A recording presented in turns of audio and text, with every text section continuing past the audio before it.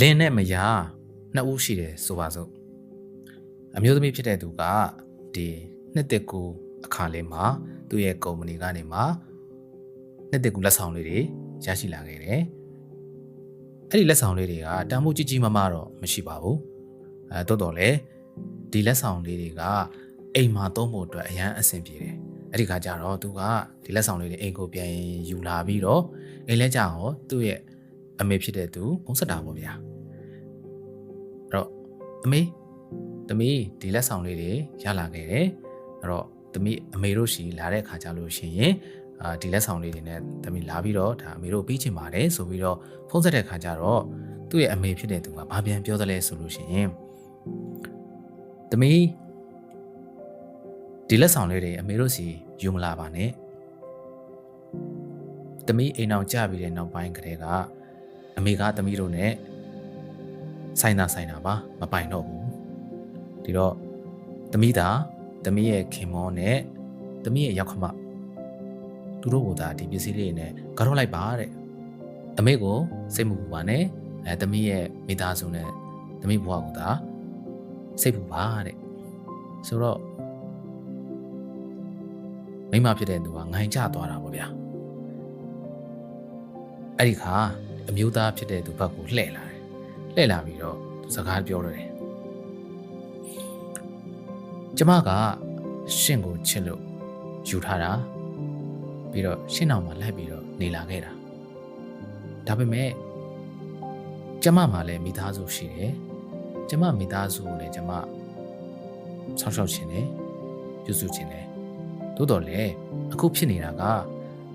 ရှင်တို့ရဲ့မိသားစုရှင်တို့ရဲ့မိဘတွေနဲ့ကျမကိုဘာလို့ချုံနှောင်ထားခြင်းရတာလဲတဲ့ကျမကရှင့်ကိုချစ်လို့လက်ထပ်တာရှင့်မိသားစုလက်ထပ်ထားတာမဟုတ်ဘူးလေဆိုပြီးတော့မျိုးသမီးကပြောတာပေါ့ဗျာအဲ့ဒီကကြတော့အမျိုးသားကလည်းတော်တော်လေးစဉ်းစားသွားမိတာပေါ့ဗျာဆိုတော့ဒီအကြောင်းအရာလေးကဆ iam နိုင်နိုင်စနေရဲ့ဒီ Facebook page မှာတင်ထားတာရှိပါတယ်သူဘာသာပြန်ပြီးတော့ညှဝေထားတဲ့အကြောင်းအရာလေးပါစိတ်ဝင်စားတဲ့တော့ဖတ်ကြည့်ပါနော်ဆိုတော့ကျွန်တော်ဆက်ပြီးတော့ပြောချင်တာကအမျိုးသားနဲ့အမျိုးသမီးနှစ်ဦးကအိမ်အောင်ကြလာတဲ့အခါကြလို့ရှိရင်ကျွန်တော်တို့ထုံးတမ်းတလေးအရာရောင်တော့စတုံးပါဆိုပြီးတော့တတ်မှတ်ကြပါမယ်တကယ်လူတွေရဲ့သဘောနဲ့လူတွေရဲ့အတ္တတွေကြောင့်လူတိုင်းကတော့ကိုယ့်ဘက်ကိုကြည့်ချင်ကြတဲ့လူတွေကြီးပါပဲဒီတော့ဒီအကြောင်းအရာတွေနဲ့ပတ်သက်ပြီးတော့ကျွန်တော်အချက်လေးနှစ်ချက်ကိုထုတ်ပြီးတော့ကျွန်တော်ထင်မြင်ချက်လေးကိုပြန်လည်ပြောပြချင်ပါတယ်ဒီလိုမျိုးပြဿနာကြုံတွေ့နေရတဲ့အိမ်တော်တွေရှိတယ်ဆိုရင်ဆက်ပြီးတော့နားထောင်ပေးပါဒါနဲ့စကားမဆက်ပါတော့ကျွန်တော်မှလည်း content creation နဲ့ပတ်သက်တဲ့သင်တန်းလေးရှိပါတယ်Facebook တို့ YouTube တို့ TikTok တို့နဲ့ income ရှာခြင်းတဲ့သူတွေ content ဘယ်လိုဖန်တီးရမလဲဆိုတာလည်းကျွန်တော်ပြပေးထားတဲ့သင်တန်းဖြစ်ပါတယ်စိတ်ဝင်စားရင်ချက်ပေါ်မှာလာမေးပါ Okay ဟုတ်ပြီအဲ့တော့ကျွန်တော်ပြောမယ့်အကြောင်းအရာနှစ်ချက်ကတော့ပထမဆုံးတစ်ချက်ဒီအတ္တနဲ့သဘာဝဖြစ်ပါတယ်အတ္တဆိုတာကတော့လူဖြစ်တာဖြစ်တဲ့အတွက်လူတွေမှာနော်လောဘတွေဒေါသတွေမောဟတွေနဲ့ရှင်သန်နေကြရတယ်အတ္တကဘယ်နေရာမှာပါနေတယ်လဲဆိုရင်ကျွန်တော်တို့စပြီးတော့မွေးဖွားလာကြတဲ့ကကိုယ့်မိသားစုနဲ့ကိုကအမြဲတမ်းလက်ပွန်းတတိနေလာခဲ့ရတာဖြစ်တဲ့အတွက်လူတိုင်းမှာကိုယ့်မိသားစုအတွက်ပဲဆိုပြီးတော့မွေးကလေးက program လုပ်ပေးလာတဲ့ရိုက်ထုတ်ပေးလိုက်တဲ့စိတ်ကပါလာပြီးသားပေါ့နော်ငါမိသားစုအတွက်ငါသားသမီးအတွက်ငါညီကိုမောင်နှမအတွက်ငါအိမ်အတွက်ဒါမျိုးလေးတွေပေါ့ဗျာအတ္တပေါ့ဆိုတော့ဒီနေရာမှာဒါကသဘာဝအရဖြစ်လာတဲ့ programming လို့လည်းပြောလို့ရတယ်ပေါ့နော်အဲ့ဒီခါကျတော့အိမ်အောင်ပြုခြင်းနဲ့ဘယ်လိုပတ်သက်တယ်လဲဆိုလို့ရှိရင်အိမ်အောင်ပြုတဲ့အခါမိမိတို့ရဲ့လူသဘာဝအရာချစ်ကြိုက်တယ်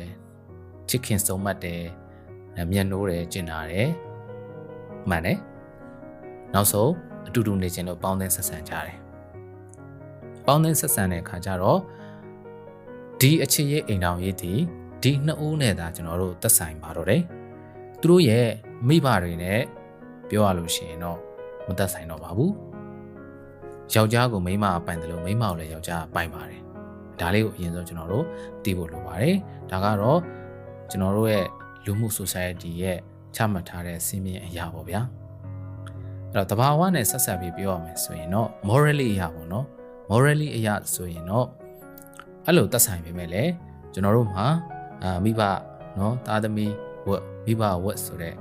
ကျင့်ဝတ်တွေရှိတာဖြစ်တဲ့အတွက်ကြောင့်ကျွန်တော်တို့မှာလည်းထပ်ပြီးတော့ဒီမိဘတွေကိုပြန်လဲကြည့်ရှုစောင့်ရှောက်ခြင်းနဲ့စိတ်လေးတွေကလည်းဒါရှိကြပြန်ပါတယ်ဆိုတော့ပထမဆုံးပြဿနာဖြစ်တဲ့ဒီအတ္တနဲ့တဘာဝအနေမှာဘာအကျိုးဆက်ဖြစ်နိုင်တယ်လဲဆိုလို့ရှိရင်အဲ့လိုမျိုးရှေ့ကပြောခဲ့တဲ့စိတ်တွေကြောင့်ဒီအမျိုးသမီးနဲ့အမျိုးသားဟာနှစ်ဦးအတူတူဟလာနေချင်းကနေမှနှစ်ဦးတယောက်တည်းမဟုတ်ဘဲနဲ့သူတို့ရဲ့ပတ်သက်ဆက်နွယ်ရာမိသားစုတို့မဟုတ်ပတ်ဝန်းကျင်ကိုရောက်ရှိသွားပြီဆိုရင်သူတို့ကပျော်ရွှင်မနေဘူးဒီမိသားစုရေးမှာအဆင်ပြေမနေဘူးဆိုလို့ရှိရင်ဒီအိမ်ထောင်ရေးကြီးကအဆင်ပြေနေမလားပေါ့နော်ဒါလေးကိုစဉ်းစားဖို့လိုတယ်အဲ့ဒီတော့ဒီအတ္တနဲ့တဘာဝမှာကျွန်တော်တို့အမျိုးသားဖြစ်တဲ့သူပဲဖြစ်ဖြစ်အမျိုးသမီးဖြစ်တဲ့သူပဲဖြစ်ဖြစ်ကိုယ့်ဘက်ကိုတော့ဆွဲကျင်ကြတာများပါတယ်အဲ့တော့အမျိုးသားဖြစ်တဲ့သူကလည်းကျွန်တော်တို့အိမ်ထောင်ပြုကြပြီဆိုလို့ရှိရင်ဒီမိန်းမကငါရဲ့အမေငါရဲ့အဖေနဲ့နေတို့တဲ့အောင်ပေါင်းရမယ်အဆင်ပြေအောင်ပေါင်းရမယ်ရောင်နောက်စတုံးပါဖြစ်တဲ့အတွက်ငါတို့နဲ့အတူတူလိုက်ပြီးတော့နေရမယ်အဲ့ဒီခါကျတော့ငါရဲ့အုတ်ထင်းအုပ်မှာရှိပြီးတော့ဒီအမျိုးသမီးဖြစ်တဲ့သူကိုဒီလိုမျိုးဖြစ်စေချင်ကြတယ်ဟုတ်လားဟုတ်ပြီနော်ဒါမျိုးလေးတွေကျွန်တော်တို့ဖြစ်တတ်ကြတာပေါ့နော်ဟုတ်ပြီအဲ့တော့ပထမဆုံးဒါ problem ပေါ့နော် problem ဖြစ်ပါတယ်အတ္တနဲ့သဘာဝနဲ့ဖြစ်တည်လာတဲ့ problem လေးပါဒုတိယတစ်ချက်ကတော့ဘာလဲဆိုလို့ရှိရင်ကျွန်တော်တို့ရှေးရိုးအစဉ်အလာနဲ့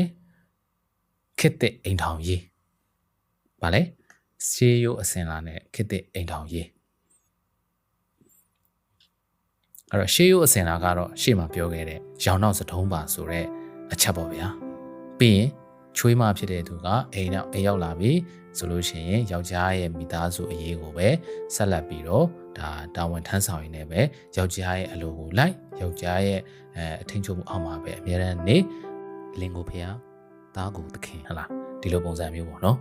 ထားကြရတဲ့သဘောပေါ့ဗျာနော်ဒါကတော့ရှေးရိုးအစဉ်လာနဲ့ကျွန်တော်တို့အိမ်တော်ပြုချတဲ့အခါပေါ့အဲ့တော့ခုနကတော့ story ထဲမှာဆိုရင်အမေဖြစ်တဲ့သူကလည်းဒီသဘောတရားလက်ကင်ထားပြီးတော့ပြောတာပေါ့နော်သမီးဒီပစ္စည်းတွေကအနေနဲ့ငါနဲ့တော့မသက်ဆိုင်တော့ဘူးနင့်ရဲ့အိမ်တောင်နင်တို့ရဲ့မိသားစုကိုပဲပေးလိုက်ပါငါတို့နဲ့တော့မသက်ဆိုင်တော့ဘူးလို့ပြောခြင်းဒီသဘောတရားလေးကိုလက်စုပ်လက်ကင်ပြုထားတာโอเคအဲ့တော့ဒါကကျွန်တော်တို့ဖြေရှင်းရမယ်တွေးတောရမယ် problem တစ်ခုပဲအဲ့တော့နောက်တစ်ချက်ကခုနပြောတဲ့ရှေးရိုးထုံးစံနဲ့ကျွန်တော်တို့ဒီခေတ်သစ်အိမ်တောင်ကြီးဆိုတော့ခေတ်သစ်အိမ်တောင်ကြီးကြတော့ဒါကတော့အခုလက်ရှိခေတ်သဘောတရားအရာဖြစ်နေတဲ့အချက်လေးကျွန်တော်ပြောပြချင်ပါတယ်ကျွန်တော်တို့အိမ်တော်ပြုချတယ်ဆိုတာဗျာတယောက်နဲ့တယောက်နဲ့ပုံစံတူချင်လဲတူမယ်မတူချင်လဲမတူဘူးချမ်းသာတာလည်းဖြစ်မယ်ဆင်းရဲတာလည်းဖြစ်လိမ့်မယ်ဒီထဲမှာလည်းကျွန်တော်တို့နိုင်ငံရေးရောက်နေတဲ့သူတွေရှိတယ်လို့မြန်မာပြည်မှာနေတဲ့သူတွေရှိလိမ့်မယ်ပြီးရင်ဝန်ထမ်းတွေလည်းရှိလိမ့်မယ်တာမန်အရက်သားလည်းရှိလိမ့်မယ်ဒါမျိုးလေးပေါ့နော်မတူညီတဲ့အနေအထားလေးတွေနဲ့ကျွန်တော်တို့အိမ်တော်ပြုချရတာအဲ့ဒီချိန်မှာကျွန်တော်တို့လက်ရှိလုပ်နေတဲ့အလုပ်ကိုင်ကိုယ့်ရဲ့ဘဝရည်တည်ရှင်သန်ရေးအတွက်ရှာဖွေနေရတဲ့စီးပွားရေးတွေနဲ့သက်ဆိုင်ပြီးတော့ကိုကခေတ္တရနော်ခေတ္တရမှာဝင်ငွေတစ်ခုတော့မဟုတ်တစ်ခုခုကိုအခြေခံလိုအပ်ချက်တွေဖြည့်ဆည်းနေတဲ့အချိန်မှာဒီအိမ်ထောင်ပြုတ်လိုက်ခြင်းကြောင့်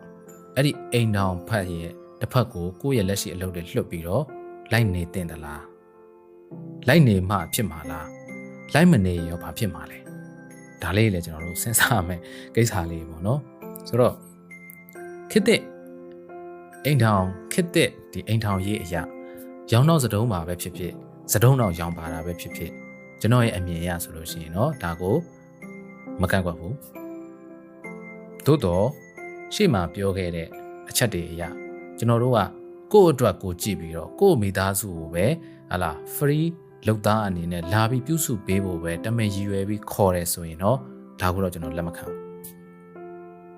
။ဒါကြောင့်လဲဆိုတော့နှစ်ဖက်လုံးမှာမိသားစုရှိတယ်လေနော်မိန်းမကလည်းသူ့ရဲ့ဖေမေညီကောင်မောင်နှမတွေထောက်ပံ့ပေးခြင်းလို့ယောက်ျားကလည်းသူ့ရဲ့မိဘတွေတားကောင်းတယောက်အနေနဲ့လည်းမိဘတွေကိုကျွန်တော်တို့ကဒါထောက်ပံ့ပေးခြင်းနဲ့ဆန္ဒဆိုလူတိုင်းရှိကြတာပဲဒီတော့မျက်မျှတတာတွေ့ရမှာပေါ့နော်မျက်မျှတတာတွေ့ရမယ်အဲ့တော့ဒီထဲမှာ comment လေးတစ်ခုရေးထားရှယ်ပါလဲဆိုရင်တမက်ကတဲ့တားကောင်းတယောက်ဖြစ်လာနိုင်ပြီမဲ့ချွေးမကသမီးကောင်းတယောက်ဖြစ်မလာနိုင်ဘူးဆိုတော့မေး comment လေးပေါ့နော်အဲ့တော့သူ့ကိုလည်း reply ပြန်ထားလေးရှိတယ်ဆိုတော့ ဒီအရာကတော့နည်းနည်းလေးဒါတစ်ဖက်ဆုံးရောက်တယ်ဆိုတော့ဗောနော်ဒါကိုလည်းကျွန်တော်သိသဘောမခွေဘူးသမီးကောင်းတစ်ယောက်ဖြစ်လာဖို့ဆိုရင်ဒီချွေးမကအပေါ်မှာကျွန်တော်တို့ထားတဲ့အတ္တတွေဗောနော်အတ္တတွေကိုကျွန်တော်တို့ကလျှော့ဖို့လိုတယ်အဲ့တော့ရောက်ခမတွေဗောနော်ရောက်ခမတွေဘက်ကဒီသမီးပဲဖြစ်ဖြစ်နော်ချွေးမဖြစ်တတ်မှတ်ပဲဖြစ်ဖြစ်သူတို့ကိုယ့်ရဲ့သားရင်သမီးရင်လို့ဆက်ဆံနိုင်ဖို့လိုအပ်တယ်မဆက်ဆံနိုင်ဘူးဆိုရင်တော့ခုနပြောသလိုသားကောင်းလည်းဖြစ်မလာဘူးလို့တမကောင်းလည်းဖြစ်လာမှာမဟုတ်ပါဘူးဗျာဒါလေးကိုလည်းကြားပြပြောချင်တယ်ပေါ့နော်โอเคအဲ့တော့ခုနခစ်တစ်အိမ်ထောင်ကြီးကိုပြန်သွားရမယ်ဆိုလို့ရှိရင်ဒီခစ်တစ်အိမ်ထောင်ကြီးမှာကျွန်တော်တို့ကအဖြူအမဲနော်အမဲနဲ့အဖြူပြီးတော့ဟလာအဝါနဲ့အနီးဒါမျိုးပေါ့နော်ကျွန်တော်တို့ဘတ်တွေအများကြီးရှိတာပေါ့ဗျာအဲ့ဒီခေတ်ခါမှာကျွန်တော်တို့ကဒီနှလုံးသားကဖြစ်လာတဲ့အခြေရေးကြောင့်ကျွန်တော်တို့ရဲ့နောက်ွယ်ရ background တွေကြောင့်ကျွန်တော်တို့တွေဒီရောင်းနောက်စတုံးပါခြင်းဖြစ်နိုင်တယ်လို့စတုံးနောက်လည်းရောင်းပါတာလည်းဖြစ်နိုင်ပါတယ်ပြီးတော့ငွေကြီးနဲ့ခေတ်ရဲ့ဆုတ်ယုတ်လာတဲ့အခြေအနေသဘောတရားတွေကြောင့်ကျွန်တော်တို့မှာရှောင်လွဲလို့မရတဲ့ပြဿနာတွေလည်းရှိပါတယ်ဒါကြောင့်မို့လို့အိမ်ထောင်ဖြစ်လာပြီဆိုလို့ရှိရင်ဒီလိုမျိုးပြဿနာကြုံလာရပြီဆိုလို့ရှိရင်အချင်းချင်းနားလည်မှုနဲ့ respect ပေါ့နော် respect ကိုထားဖို့လိုတယ်ပြီးရင်ညီတူမျှတူဆိုတဲ့စကားလုံးမှာအဲ့ဒါလေးကိုကျွန်တော်ဘယ်လောက်ထိ balance မျှမလဲဆိုတာလေးကိုစဉ်းစားဖို့လိုတယ်ဥပမာအားဖြင့်ဗျာအမျိုးသားကသူ့ရဲ့နေတော့သူလှုပ်တဲ့နေရာမှာသူအလုပ်ဆက်လုပ်တယ်နော်အမျိုးသမီးဖြစ်တဲ့သူကလည်းတနေရာမှာလှုပ်တယ်တိုးတော်လည်းနိုင်ငံရဲ့အခြေအနေအရတစ်ခုခုကြောင်းကြပါတော့ကျွန်တော်တို့မမျှော်လင့်နိုင်တဲ့ကိစ္စတွေကြောင့်အမျိုးသားကဒီမှာနေတာဆက်မဖြစ်တော့ဘူးဆိုလို့ရှိရင်ကျွန်တော်တို့ကအမျိုးသမီးနောက်သွားပြီးနေတဲ့နေရာမှာပဲအဲ့လိုပဲဖြောင်းပြန်စဉ်းစားနေအမျိုးသမီးကလည်းအမျိုးသားပဲသွားနေတဲ့နေရာမှာပဲအတူတူနေနိုင်တော့အကောင်းဆုံးပေါ့ဗျာဒါကြောင့်မလို့ကျွန်တော်တို့ကအိမ်တော်ပြုတဲ့အခါဘသူနောက်လိုက်ရမယ်ဘသူနောက်လိုက်ရမယ်ဆိုတာကိုအဓိကမစဉ်းစားနဲ့အဲ့တော့ဘာကြောင့်လိုက်နေတင်တာလဲဘာကြောင့်ဒီအရာကနှစ်ဦးနှစ်ဖက်အကျိုးရှိမှလဲဆိုတာကိုဦးစားပေးပြီးစဉ်းစားပြီးတော့အဲ့ဒီအချိန်မှာဒီ respect နဲ့တယောက်နဲ့တယောက်ဒီ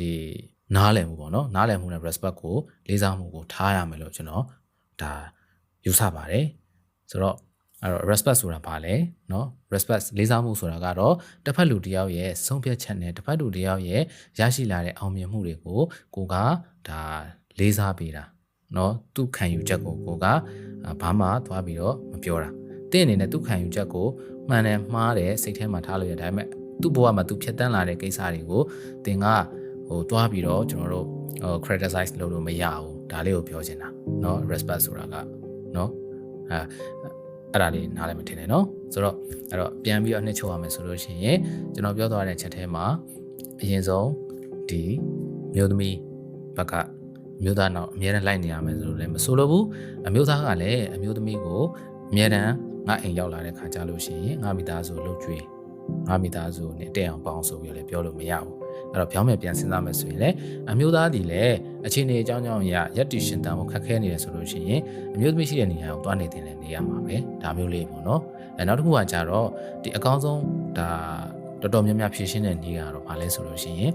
အိမ်ထောင်ကြပြီဆိုရင်တော့မိသားစုနဲ့စပြီးခွဲနေခြင်းပဲဖြစ်ပါတယ်အဲ့တော့တစ်ဖက်မိဘလုံးကိုကျွန်တော်တို့ကဝင်ရောက်ပတ်သက်ဆက်နွယ်မှုမပါဘူးအဲ့တော့ဒီမိသားစုလင်းနဲ့မရနှစ်ယောက်ကဆုံးဖြတ်ချက်တိုင်းဒီနှစ်ဖက်မိဘပေါ်မှာညီတူမျှတူနဲ့ကျိုးတက်ရောက်နေမယ်ဆိုလို့ရှိရင်တော့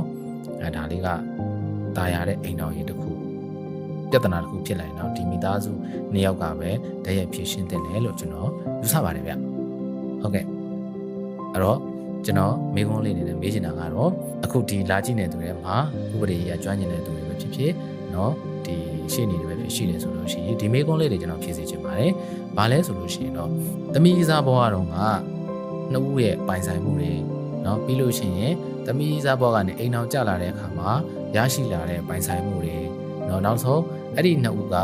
ပြန်ပြီးတော့ဟလာကွဲကြတဲ့အချိန်အိမ်အောင်ကွဲတဲ့အချိန်မှာအဲ့ဒီပိုင်ဆိုင်မှုတွေကိုဘယ်လိုမျိုးခွဲဝေတယ်လဲဘယ်လိုမျိုးတွေလှုပ်ဆောင်တယ်လဲဘယ်ဥပဒေတွေကတော့ဘာတွေရှိတယ်ဒါလေးတွေကို comment လေးမှာဖြစ်ဖြစ်ရေးပေးစီချင်ပါတယ်ကျွန်တော်ကရှင်းနေတရားမဟုတ်ပါဘူးဒါကြောင့်မလို့ကျွန်တော်ဥပဒေနဲ့ပတ်သက်လို့နားမလည်ပါဘူးဆိုတော့ဒါလေးတွေကိုလည်းဆွေးနွေးချင်ပါတယ်ဒါကြောင့် comment လေးမှာလာရေးပေးဖို့ကျွန်တော်မျှော်လင့်ပါတယ်ဟုတ်ကဲ့ပါကျွန်တော်တော့ဒေါက်တာရဲ့ထက်မှာဒီ relationship အကြောင်းတွေလည်းကျွန်တော် content လေးဖန်တီးပြီးပြောဆိုနေပါတယ်ဒါအပြင်ကျွန်တော်ဒီလိုမျိုး online မှာတက်လာပြီးတော့ပြောရဲဆိုရဲဖြစ်ဖို့ကျွန်တော်လိုမျိုးပဲ presentation ကောင်းကောင်းလုပ်ဖို့ကျွန်တော်သင်တန်းလေးလည်းဖွင့်ထားပါတယ်အဆင့်ဝင်စားလဲဆိုရင်ချက်ပေါက်မှာလာပြီးမေးနိုင်ပါတယ်ဟုတ်ကဲ့ဒီလောက်ပါပဲအားလုံးအဆင်ပြေကြပါစေ